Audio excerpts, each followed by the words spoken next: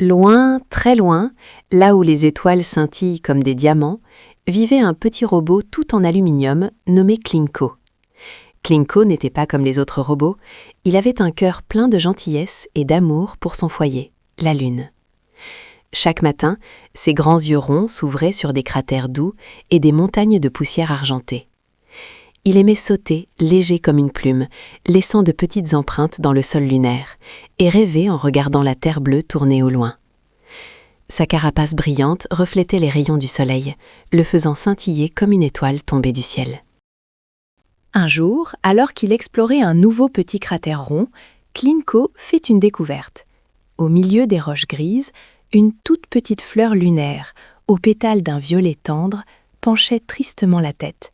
Elle semblait toute fatiguée, ses feuilles légèrement recroquevillées, comme si elle avait besoin d'un gros câlin. Klinko s'approcha doucement, son cœur de robot se serra un peu.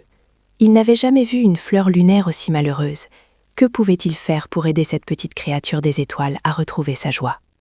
Klinko réfléchit un instant, ses petits engrenages tournant doucement.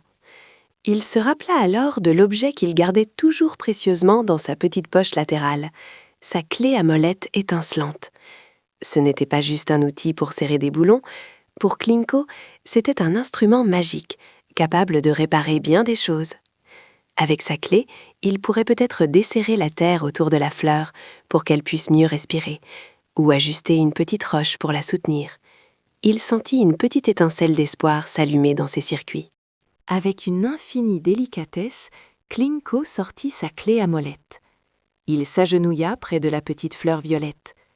Très doucement, il utilisa le bout de la clé pour ameublir la poussière lunaire autour des racines, comme on prépare un lit douillet.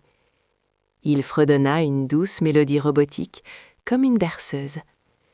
Puis, il trouva un petit caillou lunaire, rond et lisse, et le plaça délicatement près de la tige de la fleur pour la soutenir. Chaque mouvement était plein d'attention et d'amour, car Klinko voulait que la fleur se sente en sécurité. Petit à petit, quelque chose de merveilleux se produisit. La petite fleur lunaire commença à redresser sa tige.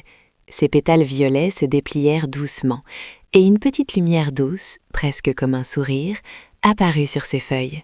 Elle semblait respirer plus facilement, heureuse et forte. Klinko la regarda, ses yeux ronds s'illuminant de joie. La fleur se balança un peu, comme pour le remercier. Klinko sentit une chaleur agréable se répandre dans tout son corps métallique.